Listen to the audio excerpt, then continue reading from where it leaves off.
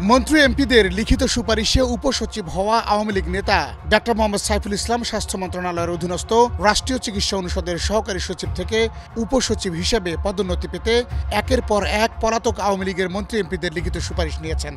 সম্প্রতি ভাইরাল হওয়া এসব সুপারিশনামা এশিয়ান টেলিভিশনের হাতে এসে পৌঁছেছে। এতে দেখা যায় ডাক্তার সাইফুল ইসলামকে শেখ মুজিবের সৈনিক ও তার পরিবারের সবাইকে আওয়ামী লীগের রাজনীতির সঙ্গে সক্রিয় হিসেবে প্রত্যয়ন করা হয়েছে। সিরাজগঞ্জের তারাস উপজেলা আওয়ামী লীগের পক্ষ থেকে করা হয় এই প্রত্যয়ন। এরপর ডাক্তার সাইফুল ইসলাম, সাবেক মৎস্য প্রাণী সম্পদ মন্ত্রী আব্দুল লতিফ বিশ্বাস, অবসরপ্রাপ্ত ক্যাপ্টেন মুজিবুর রহমান ফকির এমপি, সংরক্ষিত নারী আসনের এমপি অধ্যক্ষ খাদিজা খাতুন শেফালের সুপারিশ নিতে দেখা গেছে। তারা সবাই ডাক্তার সাইফুল ইসলামকে সহকারী সচিব থেকে উপসচিব পদে প্রমোশনের জন্য সুপারিশ করেছেন।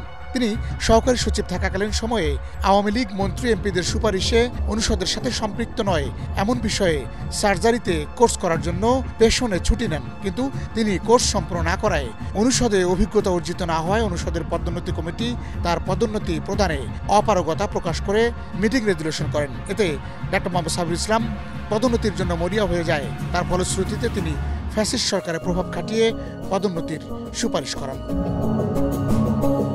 এসব সুপারিশের ভিত্তিতে 2013 সালে ঠিকই ডাক্তার সাইফুর রহমানকে রাষ্ট্রীয় চিকিৎসা অনুষদের উপসচিব পদোন্নতি দেওয়া হয়। দীর্ঘ 11 বছরের বেশি সময় ধরে তিনি উপসচিবের পদ ধরে রেখেছেন।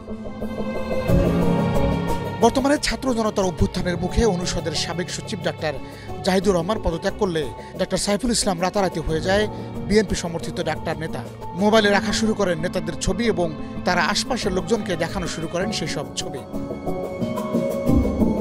এসব বিষয়ে বিভিন্ন সময় তার সহকর্মীরা মন্ত্রণালয়ে চিঠি দিয়ে অভিযোগ জানালেও টাকা দিয়ে সব ম্যানেজ করে নিয়েছেন ডাক্তার সাইফুল ইসলাম বলেও অভিযোগ রয়েছে। এই অভিযোগ ওঠার পর থেকে তিনি গণমাধ্যমকে এড়িয়ে চলার চেষ্টা করেন। এশিয়ান টেলিভিশনের পক্ষ থেকে তাকে ফোন করা হলে সাংবাদিক পরিচয় জেনেই তিনি ফোন কেটে দেন। সাইফুল ইসলাম সাহেব বলছিলেন? জি জি, আমি কাজ করি এশিয়ান টেলিভিশনে। আচ্ছা, আমি একটু ওই যে ডিজিটাল এখানে আছি তো, ওই যে কথা বলতেছি, একটু আপনার ফোন দেবো একটু পরে।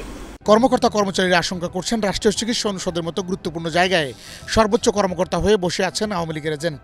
যে কোনো সময় আওয়ামী লীগের দলীয় নাশকতার সিদ্ধান্ত বাস্তবায়ন করতে এই সাইফুল ইসলাম মুখে আছেন বলেও আশঙ্কা অনেকের। Asian television news desk.